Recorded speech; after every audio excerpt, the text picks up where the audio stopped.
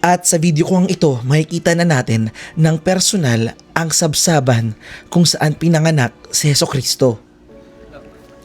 At ito nga be ang 14 pointed silver star na nagmamarka sa tradisyonal na lugar kung saan isinilang mismo si Jesucristo o yung sabsaban.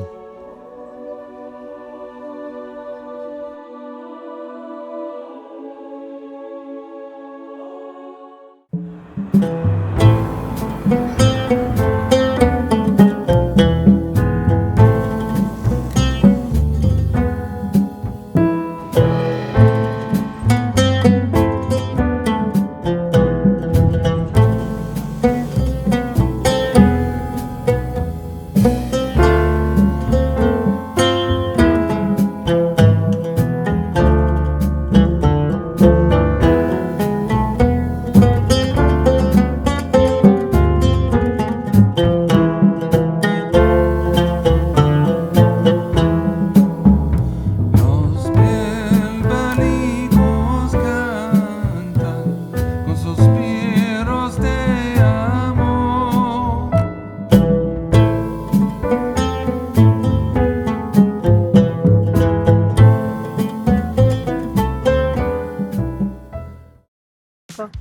Hi there!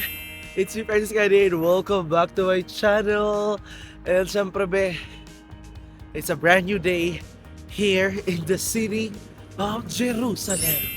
Yes, the capital of Israel. Andito pa rin tayo be sa Israel. Hi, good morning. It's Francis Kanye. It's just few minutes before 7 a.m. Ang aga-aga pa at gumising na tayo.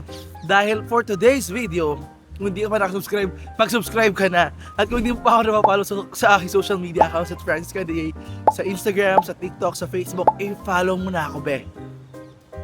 At for today's video nga, tayo ay magtutour sa Bethlehem, sa Jericho, sa River of Jordan. So, ngayon naglalakad na ako punta dun sa aming pick-up point. Actually, nilalamig ako. Hindi ako naligo today, this morning. Pero naligo ako bago ako matulog kagabi. Maaga ako nagigising ako dito talaga. Mga alas 4 pa lang gising na ako, nakakainis. Tapos natutulog ako mga alas 9, ba ganyan. Tapos, lamig eh. Pero okay naman yung lamig dito. Nag-e-enjoy naman ako sa lamig. Today, it's a very special tour. Kasi pupunta natin Bethlehem. Siyempre doon ang sabsaban be. Diba? Doon pinanganak si Jesus. So that's really special. Another goosebumps na naman to. Another kikilabutan na naman tayo. Nabasa ko yung mga nag-comment last video. Maraming salamat sa inyo. Shout out sa mga nag-message. Thank you so much. Medyo hinihingal ako dahil paakyat. So, ganito dito be. Sa area na tinutuloyan ko, malapit ako sa may Damascus Gate sa Muslim Quarter. So, okay naman talaga. Tahimik naman dito sa kanila at nag-aalarm yung aking relo. So, similar routine as yesterday. Breakfast ulit ako dito.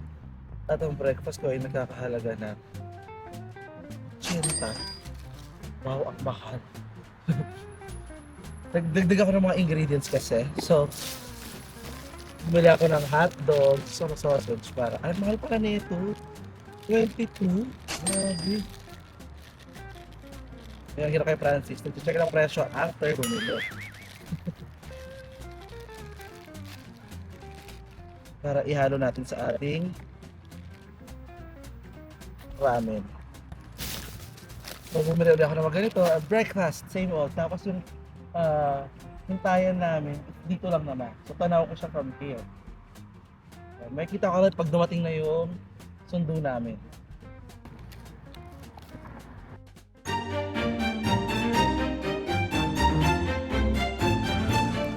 Para sa ating tour today, tayo ngayon ay pupunta sa Bethlehem at ang Bethlehem Bay ay located sa historic city ng West Bank ng Palestine. Approximately 10 kilometers south of Jerusalem. So tatawid lang tayo ng border para makarating tayo sa Palestine.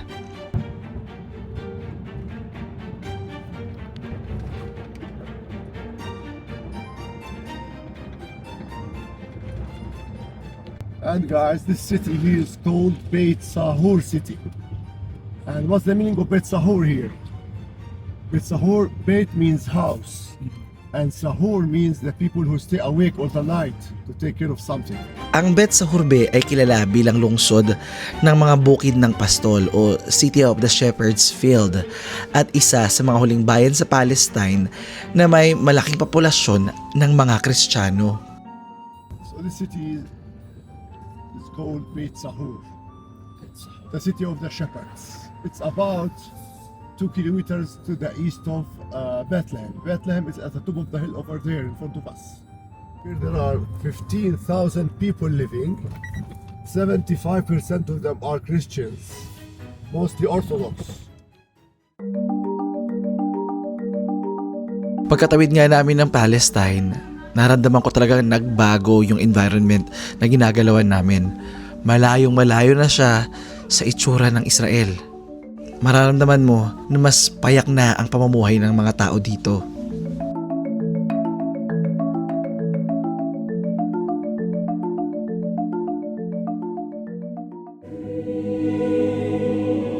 Ayon sa Biblia, noong mga panahong iyon, nag-utos ang emperador ng Roma na si Augusto na magkaroon ng senso o yung pagbibilang ng tao. At dahil doon, kinailangan bumalik ni na Jose at Maria sa kanilang pinagmulang bayan, ang Bethlehem. Kahit na kabuuan niya na, naglakbay sila mula sa Nazareth. At pagdating nila sa Bethlehem, wala silang mahanap na matutuluyan.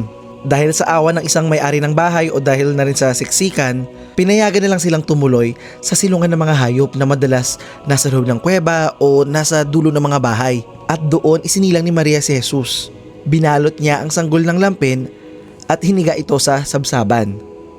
At ang sabsaban, ibig sabihin, kainan ng mga hayop.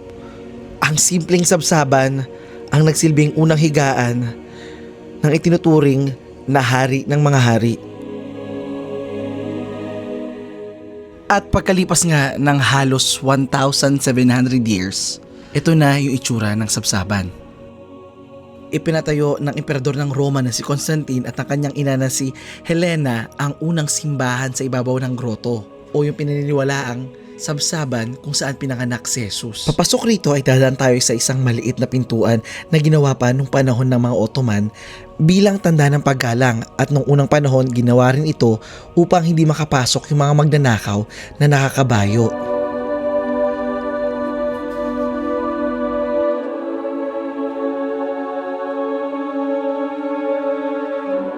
Sa totoo lang hindi ko mawari o maipaliwanag yung naramdaman ko na basta naging masaya lang ako pagpasok ko dito. Yung pakiramdam na finally narating ko rin itong lugar na ito. Hindi ko na na-vlog pero agad kong tinawagan si mama para ipakita sa kanya ito.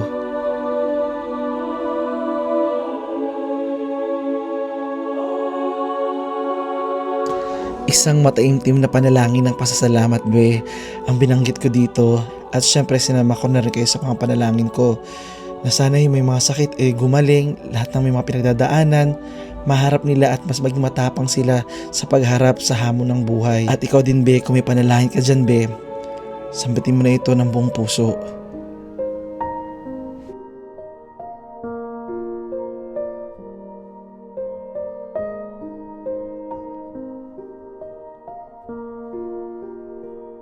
At sa ilalim nga ng sahig na tinatapakan namin, nakatago yung orihinal na sahig pa sa panahon ni Constantine at ni Helena.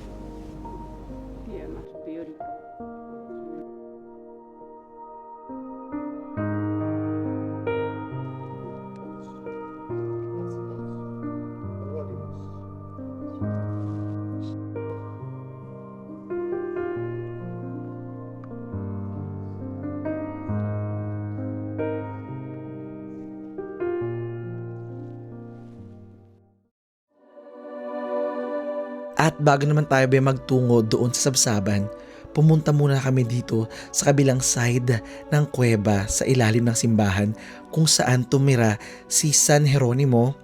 Siya naman be yung nag-translate ng Bible sa Latin. 30 years siyang tumira sa kuweba sa ilalim ng simbahan at isinalin niya yung Biblia mula sa Greek at Hebrew at kahit dito rin siya mismo unang inilibing. Inilipat ang kanyang mga labi sa Basilica of Santa Maria sa Roma. There was his bird. He was buried here, Ah, okay. but his body is no longer inside. So we are here in the cave where Jesus was born. And the main door for this cave was began from inside there. So the people, they were there in this part, and the main wanted to give birth to Jesus Christ. She took the deepest point, not here, but deep behind this wall over there. You see it? That wall? There, behind that wall, it was in the beginning, all of this part, and the other part where she gave birth to Jesus Christ was one now. But the Catholics, when came here in 1099, they built this wall here to separate between the Catholic part and the Orthodox part. So we are here in the Catholic part of the cave where Jesus was born. Okay? And again, so we are hearing that they are praying inside the cave. So the star is up behind this wall in the corner. And when we go to it, we see it. This altar here is dedicated for Joseph and the Holy Trinity. And this altar here is dedicated for the innocent children who were slaughtered by Herod. Kung natatandaan ninyo sa Biblia, iniutos ni King Herod na ipapatay lahat ng mga batang lalaki na may edad 2 taon pababa para mapatay ang sanggol na si Jesus.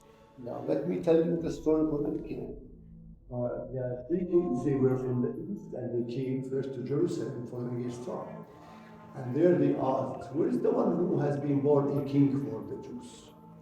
And who heard them? King Herod heard them. And he was the king for the Jews at that time. And he was very upset, because he considered himself the only king for the Jews. So from his priests, he knew that Jesus has to be born in Bethlehem. So he called the Magi and told them to go to Bethlehem searching for Jesus, and told them, when you find Jesus and worship him, please inform me or come back to me so I can know where Jesus is, so I can go and worship Jesus as well. He was planning to know where Jesus is, to kill him, to keep himself the only king for the Jews. So the Magi, they came from Jerusalem, from Orushalayim at that time, following that star. They came here, they found Jesus, worshipped him, but they had been warned in a dream by an angel not to go back to Herod. So they returned home by another way. The same night, an angel appeared to Joseph in a dream and told him to take the boy and his mother and to flee to Egypt, as King Herod is seeking to kill the boy. After a while, when Herod knew that Jack cheated him, he was very angry, and he sent his soldiers and killed all the infants in Bethlehem and around who were 3 years and bigger. And this altar was dedicated for those innocent children with the heart of God. And here we have 1, 2, 3 caves. These caves, they were tombs for early Christians who liked to be buried beside the holy places. But later on, the church they cleared them, and then they are just now caves.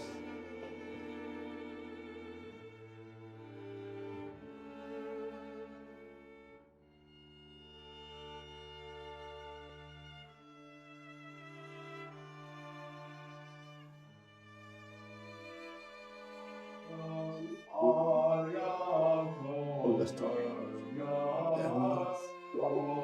The story. The Catholics can.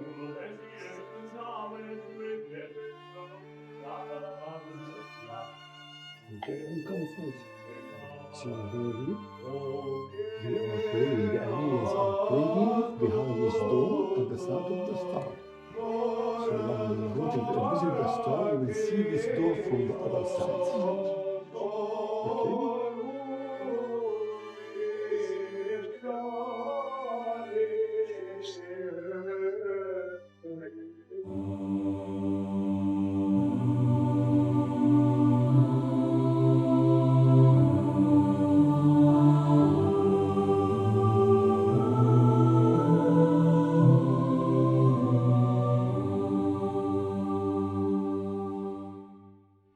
At ito na nga be, naghihintay na kami dito para makapasok kami sa sabsaban.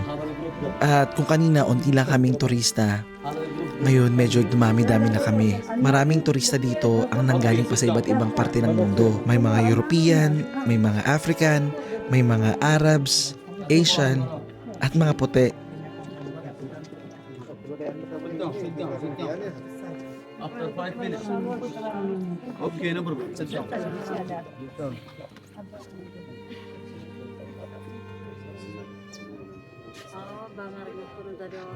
Yours when's in it? Excuse me. Hello.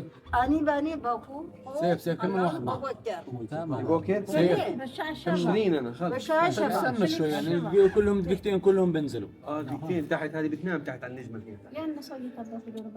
لا لا شباب فكرنا كده فكرنا وقال You coming after this group, but I will let you go after this guy. Check it.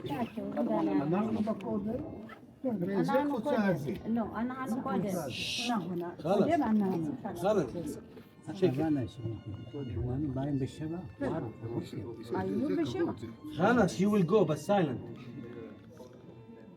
خلاص, okay, you go, silent. He's the first and then you're second. خلاص, finish.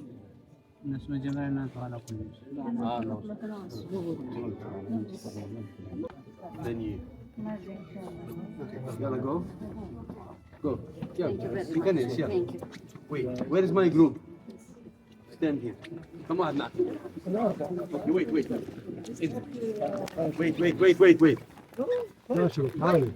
I know. Wait. I know. The ladies. First people. This 4 people.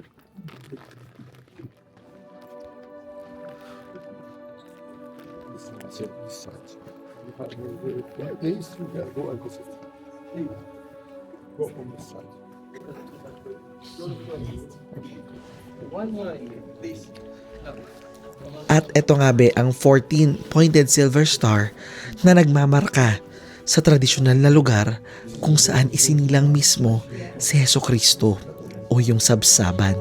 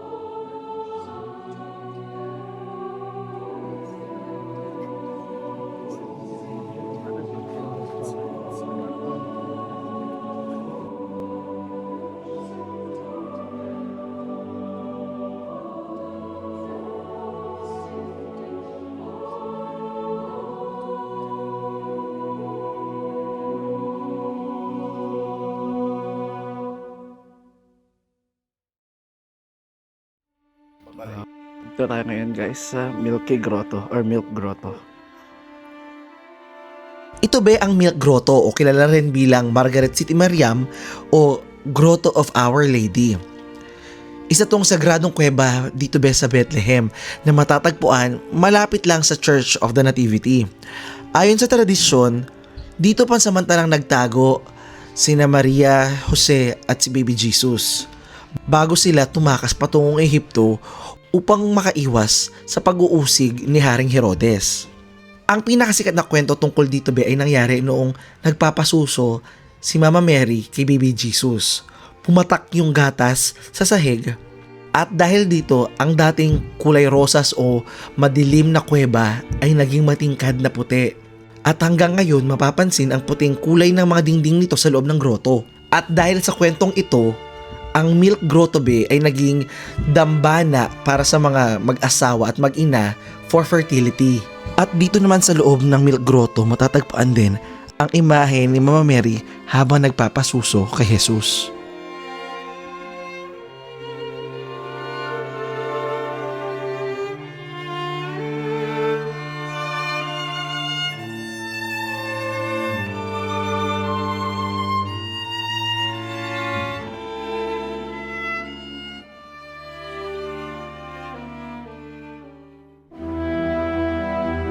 Noong gabi ng kapanganakan ni Jesus, hindi mga hari o mayayaman ang unang pinili ng Diyos para marinig ang balita, kundi ang mga pastol ng Bethlehem. Habang nagbabantay sila ng kanilang mga tupa sa dilim, biglang nagliwanag ang langit. Nagpakita ang isang anghel at sinabi, "Huwag kayong matakot, ipinapahayag ko sa inyo ang magandang balita. Ipinanganak na ang tagapagligtas." Pagkatapos napuno ang langit ng mga anghel na umaawit ng papuri sa Diyos. At hindi nagdalawang isip ang mga pastol. Agad nilang iniwan ang kanilang mga kawan at nagmadaling pumunta sa sabsaban. At doon natagpuan nila ang sanggol na si Jesus, si Maria at si Jose. At pagkatapos nilang makita si Jesus, hindi sila nahimik. Sila ang unang nagkwento sa iba tungkol sa kanilang nakita. Sila ang nagpatotoo sa himala at nagbahagi ng magandang balita.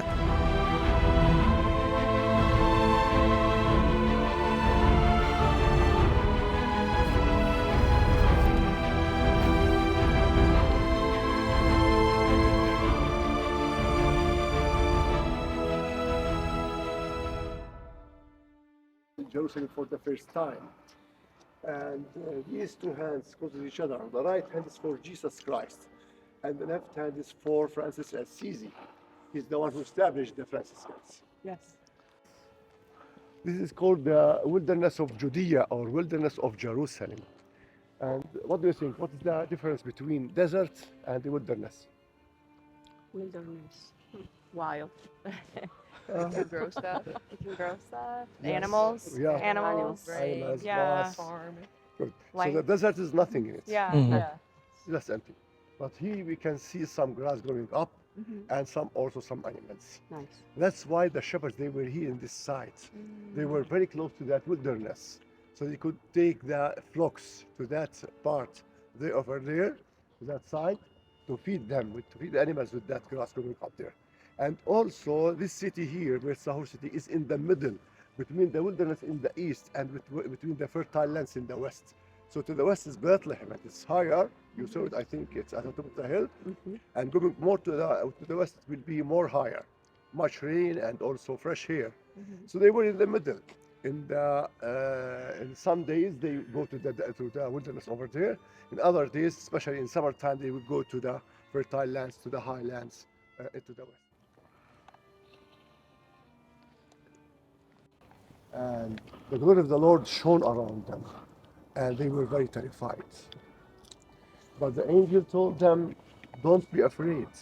I'm here to tell you the good news that in the city of David, which is Bethlehem, about 2 kilometers to the west, there has been born a boy for you. He will be a great joy for all the people in the whole world. He's the Messiah, and he's the Savior. And there is a sign for you," he said, "that you will find a boy wrapped in clothes and laid in a manger." And suddenly, a group of angels appeared in the sky over the side here, over their heads, and they started singing and praising God. "Glory to the Lord in the heaven, and peace on earth." And when these angels disappeared, the shepherds, they went to Bethlehem, visited Jesus, worshipped him, gave him some gifts, and then they came back here happily. So my friends, this miracle happened here. Of course, they were here, the shepherds were here, but we don't know the exact point where they were. Maybe here, maybe 200 meters to this direction or to this direction. But they were in the site here. Yeah, This whole exactly. site. Yes. And my friends, any questions till now? No, it's very clear. It's Okay. good. Yeah. Okay, my friends, fortunate that these shepherds, in that time, it was a tradition that they were considered to be low people and unclean and full of sins. Maybe because they were with the animals all the time, but it was a tradition to consider them like this. But my friends, in spite of that, they were the first community in the whole world to hear about Jesus Christ and to hear the good news here. So there is a message for us here, my friends, that Jesus, he came to those low people to hide them up, for those unclean to clean them up, and for those full of sins to forgive their sins. This is the message for us here, my friends. And on the other hand, later on, Jesus was visited by the Magi, we call them, or the three kings, or the three wise men. And my friends, they were kings, they were high people. So there is another message for us here, that Jesus, he came not only for low people, but also for high people. The message here that Jesus, he came to all Everyone. people in the whole world. This is the message for us, my friends. Even for unbelievers, Jesus can take care of them.